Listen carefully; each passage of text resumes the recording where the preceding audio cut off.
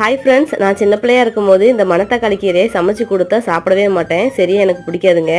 ஆனால் அந்த கீரை வாங்கிட்டு வந்த உடனே இந்த பழம் இருக்குதா இருந்தால் நான் தேடி தேடி பார்ப்பேன். இந்த பழம் எனக்கு ரொம்பவே பிடிக்கும். கீரை தான் கசப்பாக இருக்கும், ஆனால் பழம் நல்லா இனிப்பாக இருக்குங்க. யாரெல்லாம் என்ன மாதிரி இந்த பழத்தை விரும்பி சாப்பிட்ருக்கீங்கன்னு சொல்லிட்டு கமெண்ட் பாக்ஸில் கமெண்ட் பண்ணுங்கள். தோட்டத்துக்கு கொஞ்சம் தண்ணி கட்டலான்னு சொல்லி தோட்டத்துக்குள்ளே போகும்போது தான் மணத்தக்காளி கீரையோட பழம் கண்ணுக்கு பட்டுச்சிங்க. அதான் ஒரே பழைய ஞாபகம். அதுக்கப்புறம் பார்த்தீங்கன்னா தோட்டத்தில் தண்ணி கட்டிகிட்டு இருந்தேன். நம்மளுடைய திணை பார்த்தீங்கன்னா முக்கால்வாசி விளைஞ்சிருச்சிங்க. அது அறுவடையும் பண்ணிட்டோம். இன்னும் கொஞ்சம் தான் இருக்குது. அது நல்லா விளைஞ்சதுக்கப்புறம் அறுவடை பண்ணிடலாம்.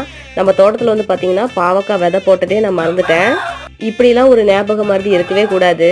விதை போட்டு செடி பூ வச்சு காய் காய்ச்சி திரும்பவும் அதுலேருந்து விதையே வர அளவுக்கு ஒரு செடியவே மறந்துட்டேன். இந்த பாவக்காவோட பேர் பார்த்தீங்கன்னா மிதிப்பாகல். குட்டி குட்டியாக தான் இருக்கும். காளான் வச்சு தான் எல்லாருமே சாப்பிடலான்னு சொன்னதுக்கப்புறம் இடலாமாங்க. உடனே காளான் வாங்கிட்டு கிரேவி செஞ்சாச்சு. அது கூட இன்னைக்கு தோசை தாங்க.